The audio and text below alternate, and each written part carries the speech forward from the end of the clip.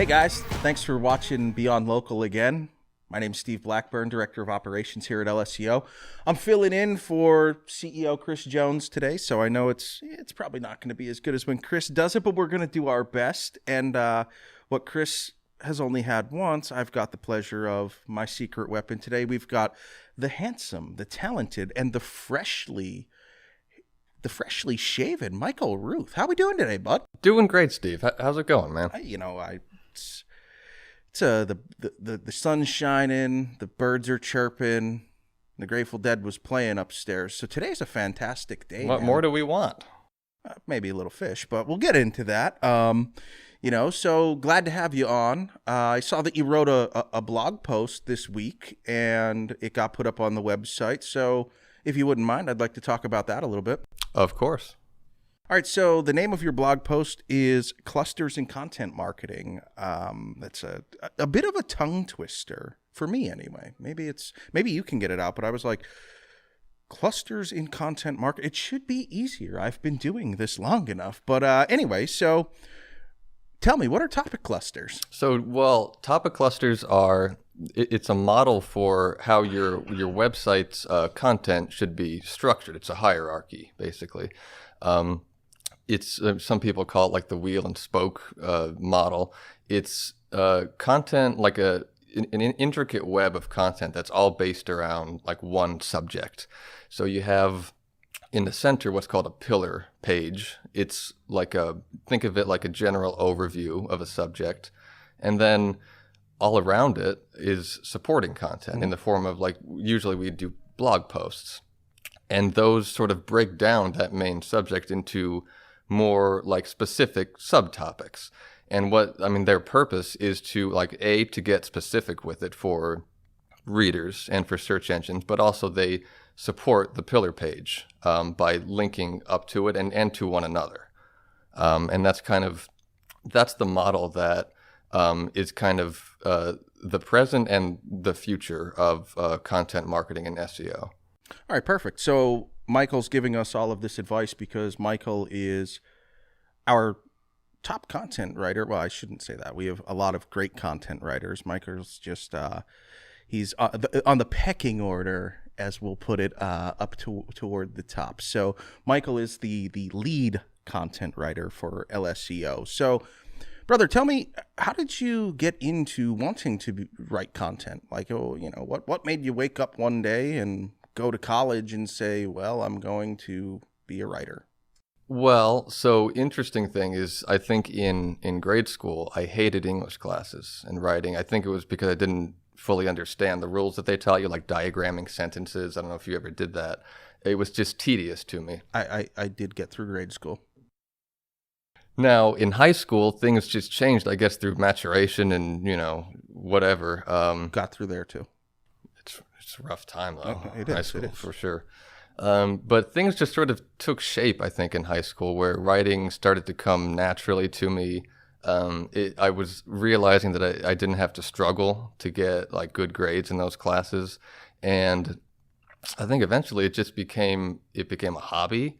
And then I thought, this is, I think, something I can channel professionally.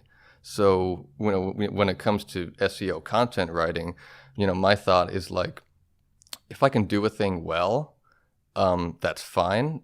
But if I can do a thing well and use it to help, others in any way, that's great. So that's kind of how I approach, my writing and how, I employ it to help our clients. So I'm sure the first writing you were doing with those devilish good looks were, love notes to girls in high school, right? You know it.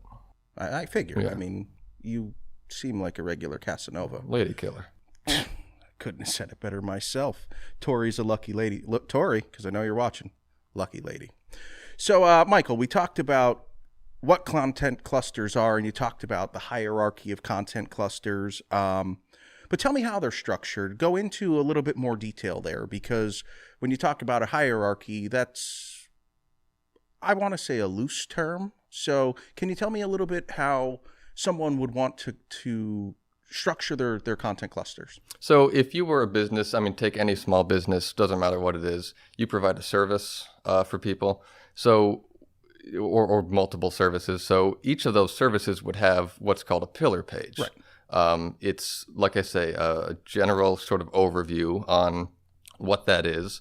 And it covers, a bunch of subjects, but just very briefly, because I guess we'll get into this in a minute, but you don't want to cover too much of too much, if that makes sense. Are you trying to talk down my blog posts right now? Are you saying something?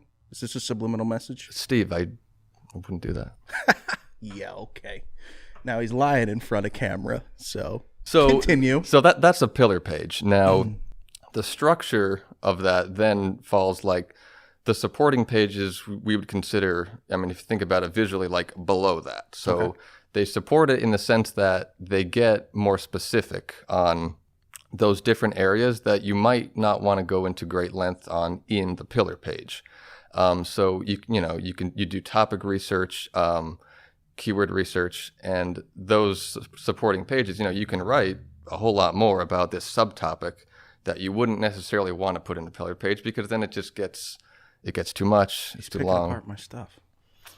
And honestly, people don't want to read like 10,000 words or whatever it is. We'll call that a matter of opinion. It's most people's opinion, I guess. Where did you get your polling data? Just living, I guess. All right. Living and learning. The School of Hard Knocks? Yeah. All right. So here's my thing. You've talked a lot about how this is done for businesses. And obviously we work for an SEO agency, so we do a lot of our work for businesses. But little birdie told me that you also have your own blog. So I do. So the birdie didn't lie. No. So first off, what's the name of it? Let's give you a plug, man. We need. This is for our users to also let me allow myself to curate some new content for the internet. So. Sure. Well, so I have a music blog called musicalrecord.com, and it focuses on sort of the psychology of music, and also based around like my own personal music interests. All right, perfect. So do you also follow the same ideas when coming up with topics for you to write on your own blog? Like, are you writing content clusters for your own blog? I'm telling you, I can't get it out of my mouth for some reason. Well, the right way. Yes, so I am. I admit that I have to build out a ton more content because it's sort of a new venture, but that is the model that I'll be working on.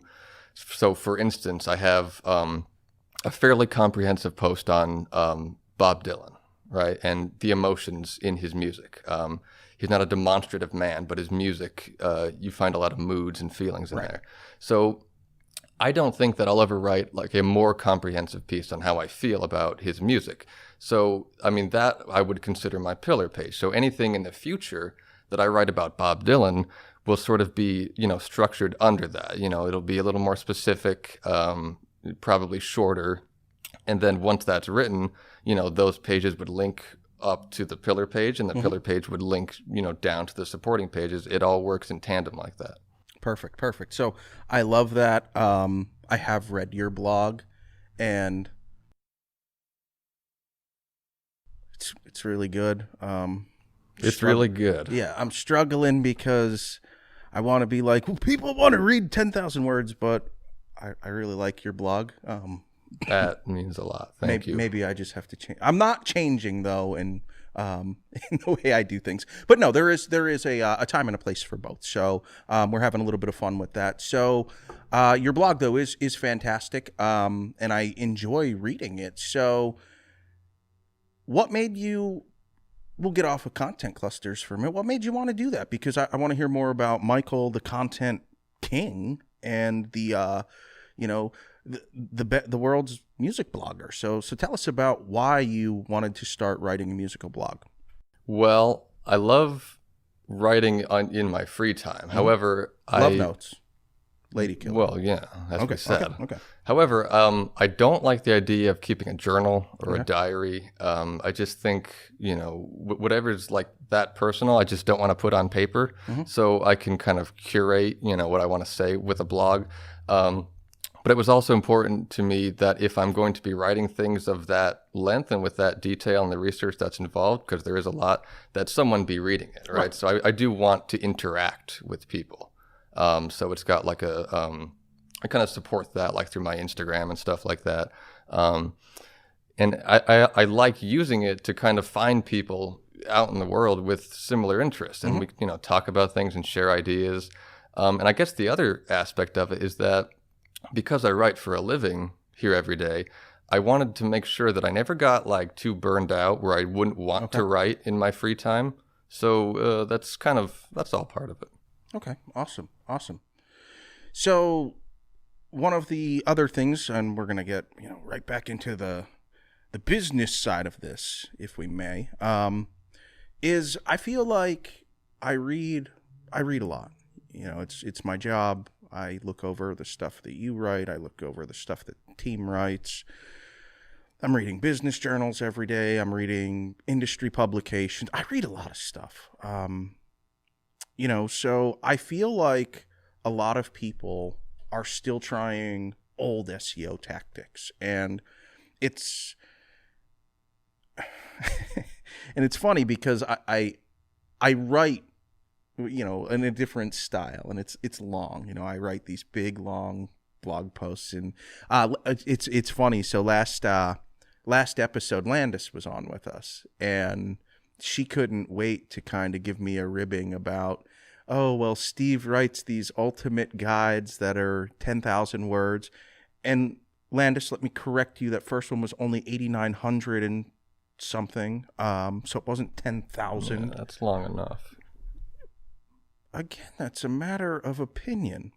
But but I did write it in a way that, it was about company culture, and it was an ultimate guide to company culture. But I focused on maybe 5 to 7 main points. It wasn't like I wrote the history of law in the United States, and then we're getting into constitutional law, family law, elderly law, divorce law. I guess that'd be family, but whatever.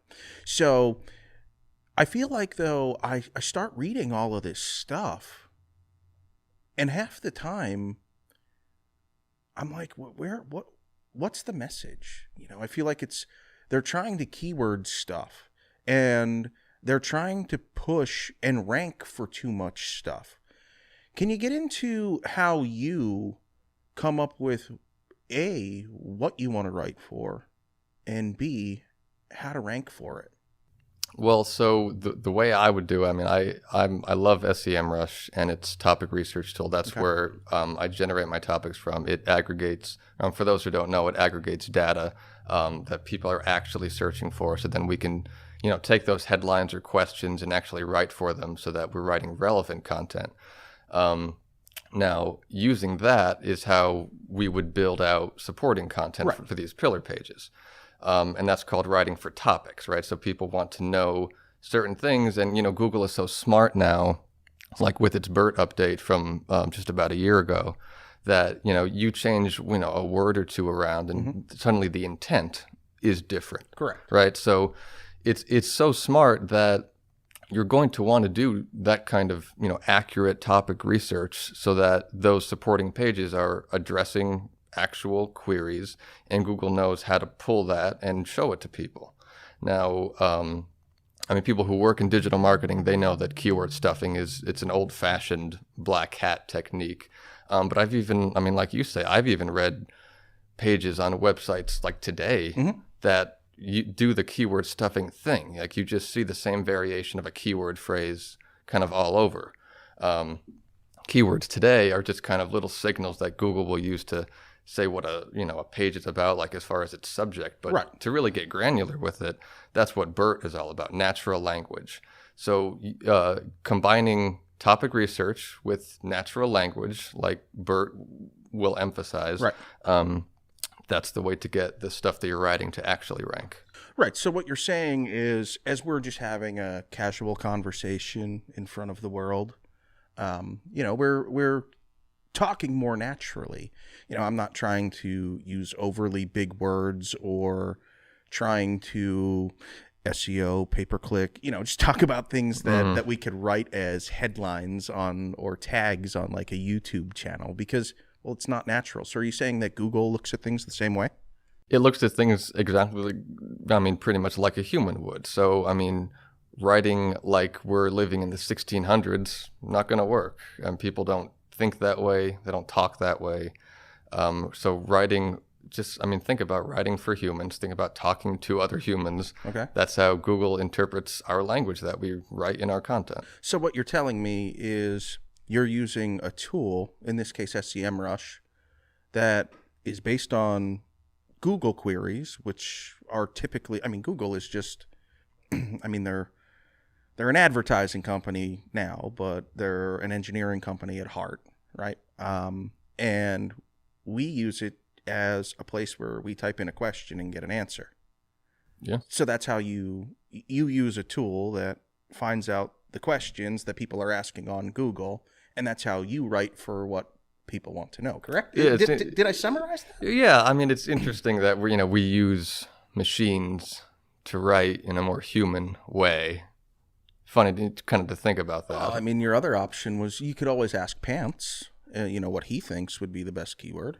So she would respond with sort of an irritated howl.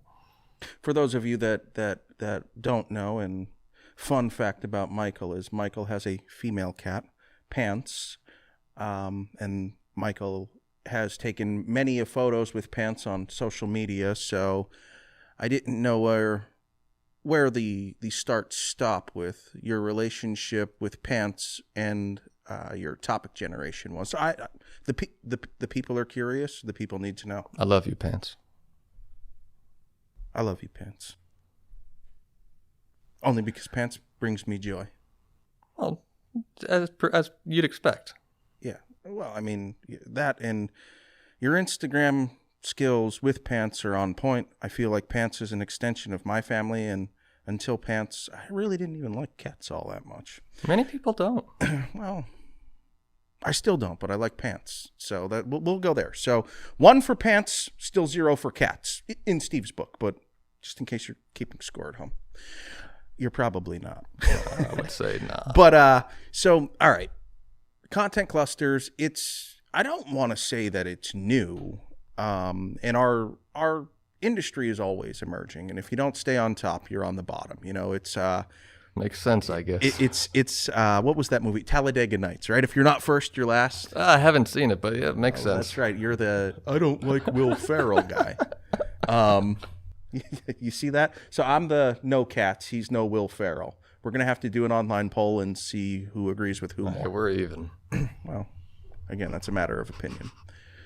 So topic clusters, again, I don't want to say that they're new, but what I will say is Google's machine learning and rank brain and everything else, the BERT update, it's here to stay.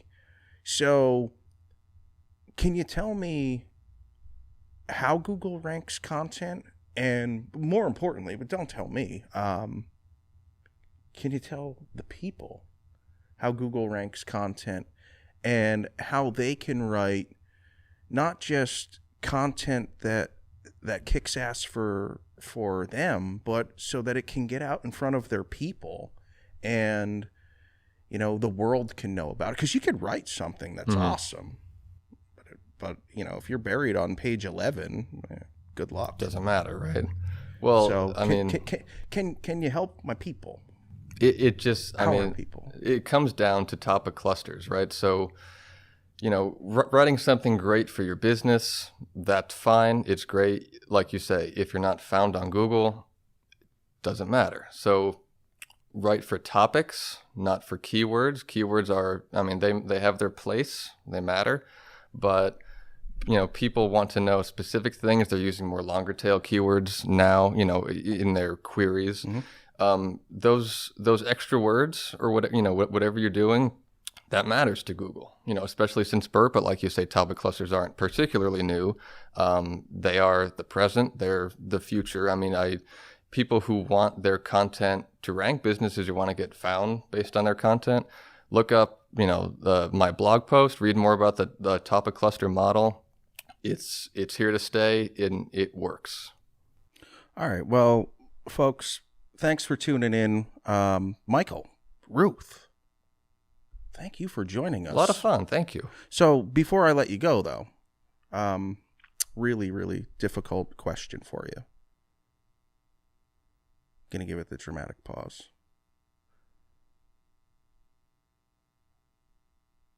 Three favorite Bob Dylan songs, go.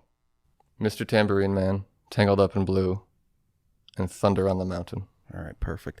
Hey, guys, episode 17 of Beyond Local, Tangled Up in Blue, Forever Young, Visions of Johanna. Thanks for sitting in. Chris Jones wasn't here today. I hope that you enjoyed your time with Michael and I, because I know that we enjoyed the time doing this. I think Chris will be back next week, but if not, and I am definitely willing to settle up and sit in for him. So again, guys, thanks for sitting in for Beyond Local.